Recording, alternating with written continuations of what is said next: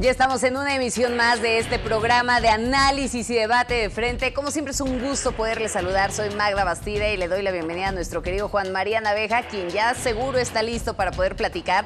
Hay muchos temas, mi querido Juan María, ¿cómo estás? Hay mucho de qué hablar, así que pues vamos a darle que es mole de olla. Vamos a darle. Oye, a ver, rápidamente, déjame plantear nuevamente la dinámica de este programa para nuestra audiencia. Tenemos 5 temas a tratar. 2 son columnas que fueron publicadas a lo largo de esta semana. El resto de los temas los enumero a continuación. Hablaremos acerca de los retos, cómo evitar hablar de ellos cuando estamos viendo ya la toma de protesta de Joe Biden. ¿Cuáles son los retos de México frente a Estados Unidos? También platicaremos del caso Cienfuegos. ¿Quién se raja? Todo esto a colación, pues, por estas declaraciones que dio el fiscal de la República, Gertz Manero. También, cállate chachalaca. ¿Se acuerdan de esa frase? Bueno, emblemática sin duda en la política mexicana. Hablaremos acerca de esto porque ahí abordaremos el asunto del pleito entre el presidente López Obrador y el Instituto Nacional Electoral. Es así como comenzamos, Juan María. Solamente 3 minutos, si te parece. Comenzamos con la primera columna del día, El dilema de Tatiana, escrita en El Financiero por Enrique Quintana. Esta columna que publica de Coordenadas. Y fíjate que habla de que es visible que las intenciones de la Secretaría de Economía de Tatiana Cloutier pues son buenas, que tiene ganas de hacer cosas diferentes y también relevantes para la economía mexicana. Sin embargo, pues todo parece indicar que se va a topar con pared. Habla de que lanzó este programa de reactivación económica en donde, bueno, pues no dice nada diferente a lo que ya en realidad se tenía, estos 60,000 créditos de 25,000 pesos cada uno, pero pues el asunto es si verdaderamente la van a dejar actuar, Juan María.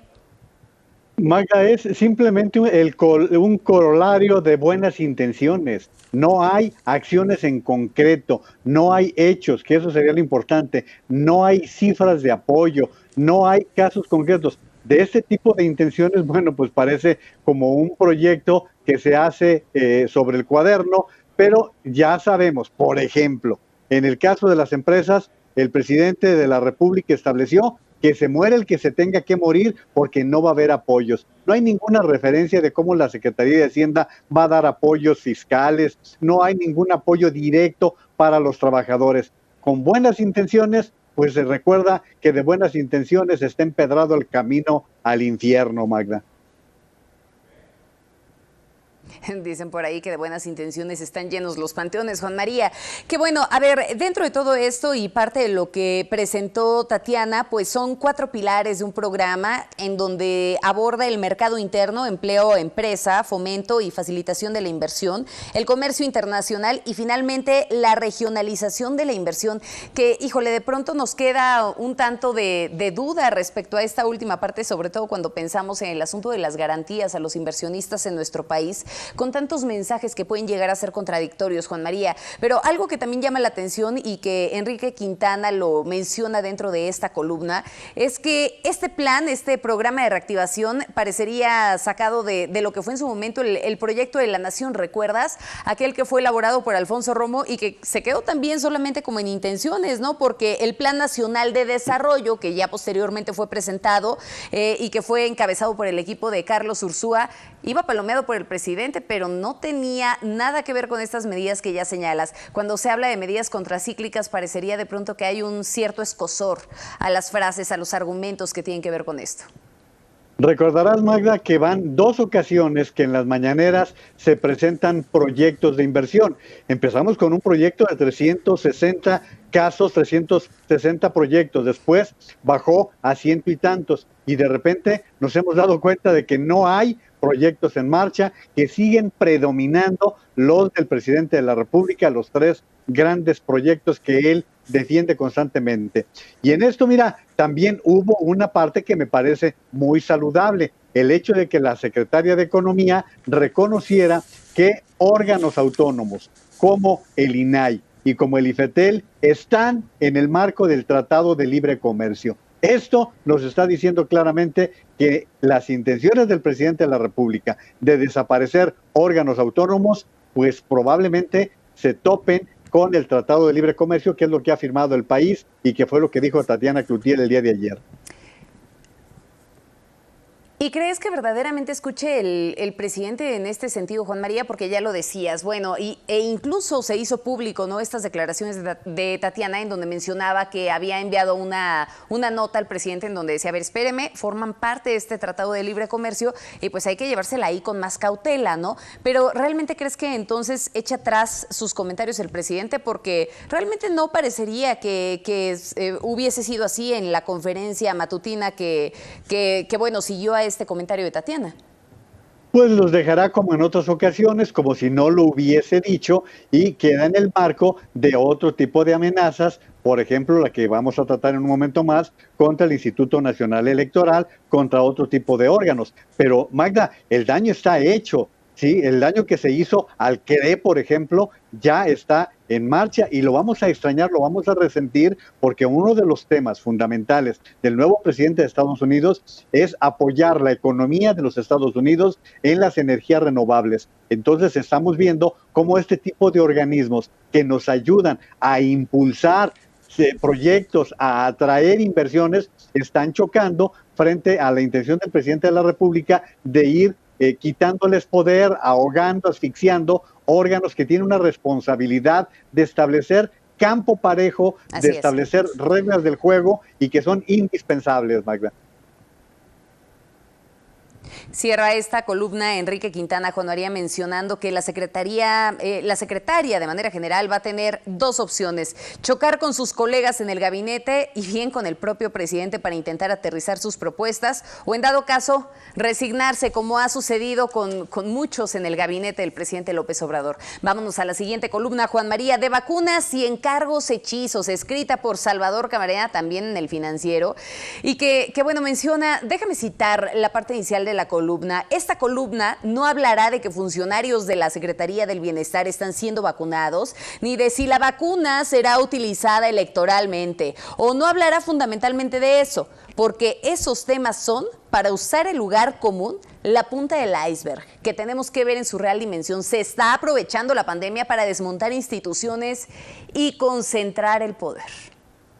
Y fíjate que en el remate de Salvador me gusta mucho cuando dice, a ver, podemos vacunar a todos los servidores de la nación y al final de cuentas, el tema central, que es la vacuna, no confundir la vacuna con la vacunación, no se va a lograr. Y entra desde luego, Salvador, en un tema que es crucial y que hoy trataba el gobernador de Jalisco, que dice haberlo abordado con el presidente de la República, que es la participación de los gobiernos estatales, de los gobiernos municipales, de la iniciativa privada en el proyecto de vacunación, porque, Magda, el gobierno federal no va a poder con el problema que significa vacunar a 130 millones de mexicanos.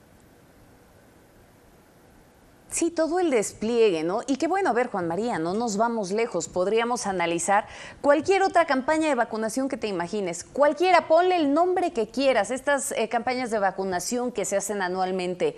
¿Cuál es la logística que se lleva a cabo? ¿Quiénes son los que aplican las vacunas? A ver, va la vacuna directamente a la gente, no la gente a la vacuna, que es algo que en reiteradas ocasiones hemos platicado con distintos especialistas aquí en Mega Noticias y que nos decía, bueno, a ver, pues es que el tema es verdaderamente la logística que se puede llegar a desarrollar y que son asuntos que no están clarificados en el plan actual de vacunación, en donde se habla sí de ciertas estrategias para poder dividir por los años que tiene la población, que el sector médico y bien, tampoco han hablado incluso de los grupos vulnerables, que eso también habría que tomarlo en consideración. Me parece que aún faltan los puntos sobre las IES, Juan María. Y fíjate un detalle, esta semana estamos con el tema de la titular de vacunación que renunció, eso de entrada. Y a mí ya me parece un lugar común el escuchar, es que México tiene una gran tradición de vacunación. Tenía, muchos se fueron, muchos ya no están en el sector salud, Magda. Y esto nos lleva a las realidades que hemos vivido. No hubo vacunas suficientes para esta temporada de influenza que todavía no termina. Se compraron únicamente 30 millones de vacunas para un país de 130 millones. Se prohibió a los particulares suministrar la misma vacuna contra la influenza y estamos regresando a problemas como la polio, como el sarampión, y los casos de sarampión que se están registrando nuevamente, Magda. A principios del año pasado. Así es. Que los vimos a principios del año pasado y que justamente esa parte responde también a la centralización, ¿no? Mencionabas, a ver, es que ya no están permitiéndole a los particulares o no les permitieron el poder aplicar incluso la vacuna de la influenza. No, pero ahí también podríamos estar hablando del desorden administrativo que se tuvo al inicio de la gestión y que, bueno, finalmente responde a esta desorganización en la adquisición de medicamentos, en la compra de vacunas, de todas estas vacunas que ya bien has hecho mención de eso, pero la preocupación impera, me parece, en este momento en poder tener definiciones claras acerca de las vacunas que estarán llegando a nuestro país. Ya se ha mencionado cuántas vacunas van a llegar, de qué marcas, de qué laboratorios son las que se van a estar suministrando, pero todavía faltan algunos aspectos fundamentales en este plan de vacunación y si en determinado momento van a decidir sumar a la iniciativa privada para poder hacer esto un poco más ágil y lograr abarcar a la cantidad de población necesaria que se tiene que inocular. Juan María, estamos hablando de cerca del 70% de la población. Y mira, está en redes sociales, lo voy a mencionar como asunto de redes. El hecho de que se dice que es falso que se haya tenido un contrato robusto con Pfizer, que fue más bien un envío de parte de Estados Unidos y que por eso no hemos tenido las suficientes vacunas. No lo sé, lo estoy señalando en esos términos. Lo cierto es... Ahí yo lo dudaría. ¿Por? Ahí lo dudaría y lo dudaría por el comunicado emitido por el propio Pfizer, ¿no? De estas remodelaciones que están haciendo en Bélgica y que al final del día no responde nada más a una disminución de vacunas que van a llegar a México, ¿no? Sino es una afectación en general a diversos países del mundo, salvo el caso de Estados Unidos. Sí, y aquí es cierto, esto que anunció Pfizer por la ampliación de sus instalaciones, pero lo está manejando con respecto a lo que está pasando en Europa. Pero como quiera que sea, Magda, ¿dónde están las vacunas suficientes que se necesitan? Las de AstraZeneca estarán distribuyéndose por allá por marzo. Entonces, hasta entonces estaremos pensando que se puede cubrir esta parte. Ahora se está hablando de una adquisición rápida de 12 millones de la vacuna Sputnik de Rusia. Dice el secretario de Hacienda que se dispone de un presupuesto de $4 millones. Yo pregunto, ¿es mucho? ¿Es suficiente? Precisamente por eso, Magda, se había pedido en la Cámara de Diputados etiquetar los recursos suficientes para poder comprar las vacunas necesarias e indispensables para inocular a toda la población, Magda. Y que bueno, a eso se suma incluso la petición de los gobernadores de decir, a ver, yo también le pongo dinero, nada más de que el asunto es que ellos no pueden comprar en este momento y eso se debe al uso de emergencia de la vacuna. Ahora bien, hoy fluía esta información de AstraZeneca ya en nuestro país, llega ya este compuesto biológico para que se pueda llevar a cabo el envasado, que es parte de lo que se va a estar realizando aquí en México y lo publicaba Marcelo Ebrard a través de sus redes sociales. Nada más para concluir en este tema, lo que decía Salvador Camarena es que hay una legislación muy clara en donde habla de este Consejo Nacional de Vacunación que se tendría que estar llevando a cabo para poder repartir las vacunas de una forma adecuada. Sin embargo, López Obrador prefiere los encargos, pues a los cargos que están sujetos de su confianza, no precisamente a lo que está sujeto a la norma, a la ley. Vámonos con el siguiente tema, Juan María. A ver, ahora sí decías, tú mero mole. Los retos de México frente a Estados Unidos. Estamos viendo que bueno, sin duda ha sido una transición bastante complicada. Termina un gobierno de Donald Trump, en donde sin duda estuvo marcado por el racismo, estuvo marcado por este odio, por la división, la polarización en Estados Unidos y sin duda también ese atentado a la democracia en el Capitolio que me parece va a ser la fotografía con la que se va a recordar el gobierno de Donald Trump. ¿Qué le espera a Joe Biden? Porque pues parece que ya está avanzando y bastante, ¿no? A ver, ya firmó para evitar la salida de Estados Unidos de la Organización Mundial de la Salud. Ordenó detener la construcción del muro fronterizo con México. También firmó el decreto para salvaguardar el programa DACA, que protege la deportación de cerca de 650,000 indocumentados que llegaron a Estados Unidos cuando eran niños, los mejor conocidos como Dreamers. Y todavía faltan más asuntos, 53, que es lo que se tiene previsto. Fíjate que entró, pero de veras a tambor batiente. La primera pregunta que estableces, Magda, a ver qué opinas. ¿Qué es lo que nos falta? Pues que nuestro presidente esté al nivel de Joe Biden. Empecemos por allí, que esté en esa categoría, en esa tesitura. No sé si te has dado cuenta que hasta el momento no hay ni un tuit de felicitación, mucho menos una llamada telefónica por parte de Palacio Nacional. Está el de Marcelo Ebrard. Marcelo Ebrard lanzó un tuit. Pero lo hubo en la conferencia mañanera. En la Bueno, mañanera de hoy, ahí se precipitó el presidente, le deseaba suerte en esta toma de protesta, decía que qué lástima que ya no se había podido despedir de Donald Trump y que bueno, mucho éxito a Joe Biden, ¿no? Sí hubo ese tuit de Marcelo Ebrard, pero pues yo creo que el presidente se quedó nada más con el anuncio que se hizo en la mañanera. pues, pero eso no tiene ninguna formalidad, Digo, no también tiene hay que ningún... decirlo. Pues, que me parece bien, es un apunte importante. Y bueno, pero lo más relevante es lo que tú estabas comentando. Hoy por la tarde firmó 17 órdenes ejecutivas y entre ellas hay algunos aspectos bien importantes, Magda. Por ejemplo, no deportación de niños. Ese me parece que es uno de los detalles finos de lo que ha sucedido. Y esas 17 órdenes ejecutivas es tratar de desmantelar todas estas situaciones que montó el gobierno de Donald Trump. Y mira, hace unos minutos escuchaba yo a Jen Psaki, quien es la nueva secretaria de prensa de la Casa Blanca, y dos detalles bien interesantes que te van a gustar, Magda. Dijo, se acabaron las mentiras, aquí vamos a hablar con la verdad, aunque sea dolorosa. Y segundo, vamos a actuar con respeto entre los medios de comunicación porque nosotros sabemos cuál es su trabajo y cuál es su responsabilidad. O sea, estamos regresando a ver profesionales en la tarea en los Estados Unidos. Ojalá se vuelva moda, Juan María. No creo, ¿eh? Hay maderas que no agarran barniz, Magda, ojalá, fuiste fina en eso.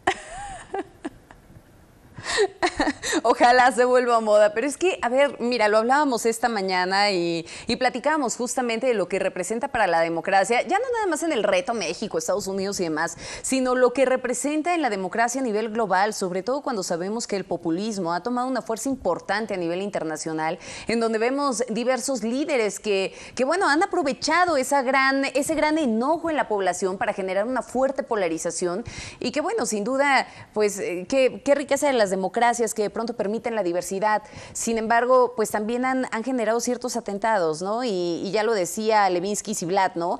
Pues ahora justo esa muerte de las democracias empieza en muchas ocasiones en las urnas, por la clase de gobernantes que estás eligiendo. Bueno, Magda, si ves quién es uno de los candidatos a Querétaro, te darás cuenta de en qué condiciones empieza la democracia a declinar, a caer, a convertirse en una propuesta pedestre. Yo creo que por eso la llegada de Joe Biden de una manera tan contundente, que gana con casi 8 millones de diferencia en votos nacionales, manda una señal clara de que también las sociedades empiezan a cansar de este tipo autoritarios. A ver, Magda, ve la manera en que se retiró Donald Trump el día de hoy, una manera majadera. El señor no tuvo un reconocimiento al proceso electoral, no tuvo la decencia de despedirse de la Casa Blanca con los nuevos anfitriones. Es decir, no hay ni siquiera categoría para poder concursar, participar en un proceso electoral. Creo que eso que estás mencionando tú y que vaya que sean los contrastes. Así es, y mira, se han escrito varios libros como el que me acabas de mencionar. A ver. Sí. Sí, te escucho. No, te decía, hay varios libros que están consignando, la pérdida de los aspectos fundamentales de la democracia, que es el respeto a los derechos humanos, que es el tratar de que las naciones puedan trabajar unidas. Todo eso que no se hizo en el tiempo de Donald Trump, Magda. Respeto a los derechos humanos, respeto a las instituciones. Le seguimos, Juan María, y verdaderamente podremos continuar. Nada más para poder cerrar un tema, ojo, porque justamente se hizo también este anuncio de quién será el primer mandatario con el que hable Joe Biden, ¿no? Y eso es Justin Trudeau, sí, uno de los socios de este tratado de libre comercio. Recuerden que ahí, pues, son 3 naciones las tratantes, las firmantes, entre ellas México, y pues finalmente no se hace un anuncio de que México ya esté en la lista de los mandatarios, el presidente López Obrador, de los mandatarios con quien deba de entablar una conversación pronto Joe Biden. Fíjate, fue Justin Trudeau el primero que lo felicitó cuando terminó la elección. Hoy es el primero con el que habla por teléfono, ya hablaron por teléfono. ¿No crees, Magda, que si no se logró convencer al presidente de la República que lo felicitase después del proceso electoral y tardara tantos días, que hoy hubiese sido el día ideal para que él estuviera temprano a la llamada telefónica para Momento. felicitar. Momento de cambiar el rumbo, Juan María, sin duda. Déjame pasar al siguiente tema que se nos agota el tiempo. Vámonos con el asunto de Cienfuegos. ¿Quién se rajó? A ver, estas declaraciones que hacía Gertz Manero y que decía que bueno, que la DEA se había rajado, y previamente también habíamos visto pues estos comentarios desafortunados del presidente López Obrador, en donde había acusado directamente a la DEA de estar fabricándole delitos a Cienfuegos. ¿Qué opinas de todo esto? Magda, qué bajito el nivel del fiscal general de la República. Las entrevistas que ofreció el día de ayer fueron verdaderamente de pena ajena. Hablando, voy a usar un término que me perdonen, como ñerito de colonia popular, particularmente en la entrevista con Ciro Gómez Leiva. En la de Carmen Aristegui creo que hubo algo más robusto de contenidos, pero te diría que sí, y en el caso de las expresiones cuando habla de que se rajó la DEA. A ver, no nos perdamos ante los acontecimientos reales. El presidente López Obrador, cuando se detuvo al general Cienfuegos, se fue con todo diciendo que eran las muestras de la corrupción del pasado. Y el final de esta historia se produce cuando el gobierno de México solicita por presiones del ejército, según trascendió, que se abandonara el caso y se regresara a México al general Cienfuegos. Dice con toda razón el fiscal que él tiene que apegarse a derechos, sí, de acuerdo, pero fue una petición de gobierno a gobierno a alto nivel para que se regresara a México al general Cienfuegos. Entonces, creo que aquí el estar lanzando ese tipo de bravatas, lo único que nos hace es generar conflicto, sobre todo con la llegada de un nuevo gobierno, Magda. Voy a citar en esta parte algo que decía Ignacio Morales Lechuga en alguna de las pláticas que sostuvimos con él justo al respecto de este tema, Juan María, porque él decía que lo idóneo hubiera sido que un juez de control determinase la inexistencia de los delitos que son competencia de la Fiscalía mediante un desglose y posteriormente la justicia militar declarase procedente lo que compete en exclusiva al fuero militar. Y qué bueno, después de haber presentado toda esta investigación y después de haber hecho todo lo pertinente, dijeran, bueno, pues probablemente ya, a ver, no lo encontramos culpable, ¿no? Es inocente. Pero el hecho de que esta resolución haya sido fast track, se prestan muchas interpretaciones. Las acusaciones que se hacen directamente a la DEA y que decía también el propio Ignacio Morales Lechuga, no son del nivel de un mandatario. Tendría que hacerse a niveles y tendría que hacerse con las corporaciones correspondientes, no directamente con el presidente López Obrador. En la entrevista que le hiciste antier, Magda, te decía esto que acabas de comentar y abundaba también que por beneficio del propio general Cienfuegos debió dársele parte a la justicia militar para que tuviera los dos ángulos, el civil y el militar. Y quien utilizó el término fast track fue el presidente, él en sus términos. López Obrador dijo, como él sabe hablar, el término fast track, que lo descalificó el fiscal general de la República al decir que ellos tardaron 72 días. Y pues la verdad es que no hubo una investigación real, como la estaba diciendo el ex procurador general de la República. Creo que aquí se perdió la oportunidad de limpiar completamente el nombre del general Cienfuegos.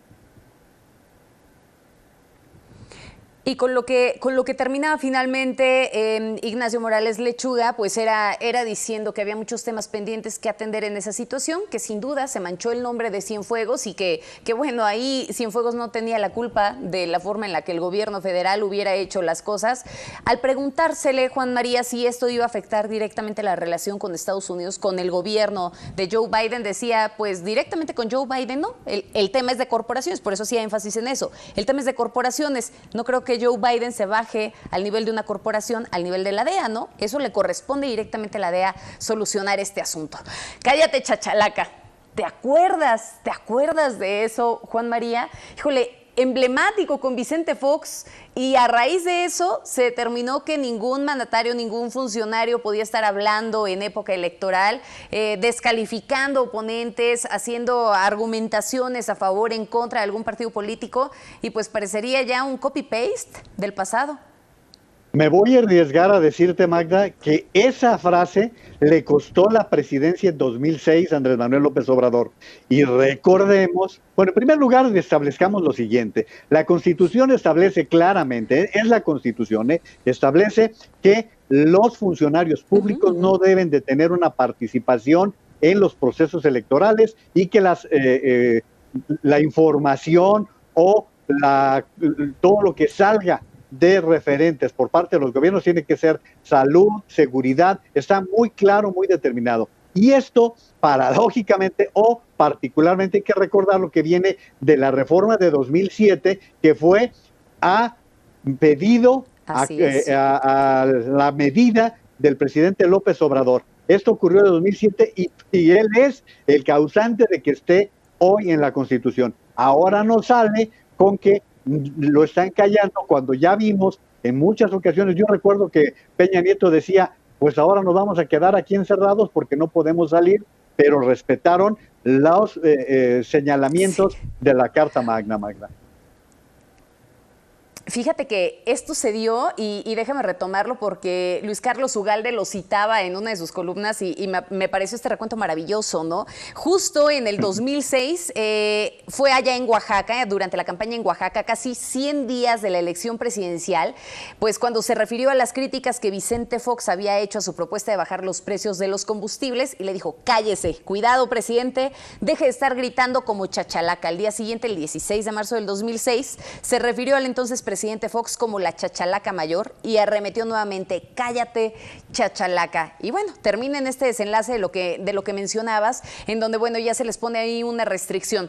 Ahora, lo cierto es que ya el Consejo General del Instituto Nacional Electoral, en nuestros días, con 9 votos a favor y 2 en contra, terminó por ordenarle ya a López Obrador, que eviten formular algún posicionamiento a valoración de que sean favorable o adverso, en actos públicos del proceso electoral 2021. Esto también a colación por lo que se decía que buscaban callarlo, que buscaban coartar su libertad de expresión en torno a las mañaneras.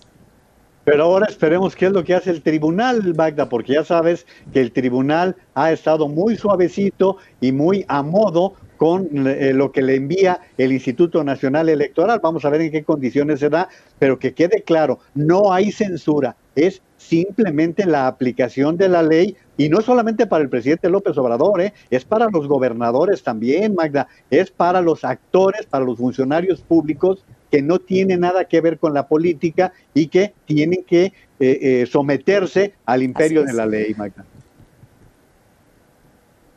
Pero es que independientemente de ese episodio del 2006, Juan María, la suspensión de las transmisiones no es nuevo. Incluso podríamos recordar que desde hace algún tiempo también se le preguntaba a López Obrador y se le decía sobre este asunto de las mañaneras en las elecciones pasadas. Y él decía que sí, que no había bronca, ¿no? Estábamos hablando del 29 de mayo del 2019, Juan María. Declaró que estaba de acuerdo en no difundirlas, en no difundir estas mañaneras en los 5 estados en donde habría elecciones en junio. Estamos hablando en aquel momento de Baja California, del Congreso local y de los presidentes municipales en Quintana Roo, Tamaulipas, Aguascalientes y Durango, que eran donde se tenían que suspender las mañaneras. Él decía, sí, estoy de acuerdo. A ver, ¿por qué cambia el discurso? Y lo mismo ocurrió ahora con las elecciones en Hidalgo y en Coahuila. Estuvo de acuerdo. Y mira, tú eres muy aplicada en la lectura. La semana pasada Alejandro Aguirre en el Universal revelaba que el presidente de la República habría dicho en una reunión en Palacio Nacional que no iba a ceder por ningún motivo que lo callaran en las mañaneras.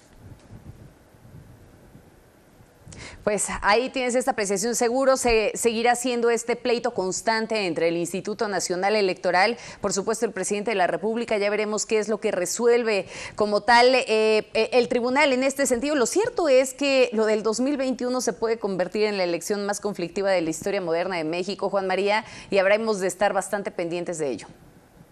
Y no perdamos de vista que es la elección más grande que ha tenido el país en toda su historia, y ojalá no sea que están tendiendo la cama para luego salirnos con que hubo inequidad, con que hubo fraude, porque al presidente lo que se le olvida es que a ese presidente del INE que tanto critica Lorenzo Córdoba es el que avaló el triunfo que hoy lo tiene en la presidencia de la República, Magda. Muchísimas gracias, mi querido Juan María. Uno de los grandes refranes que se ha puesto de moda últimamente es cuando veas las barbas de del vecino cortar, pon las tuyas a remojar, ¿no? Nada más acordémonos de qué fue lo que pasó en Estados Unidos. Te mando un abrazo enorme. Gracias por estar con nosotros. Va de vuelta, un placer como siempre compartir imagen y micrófono contigo.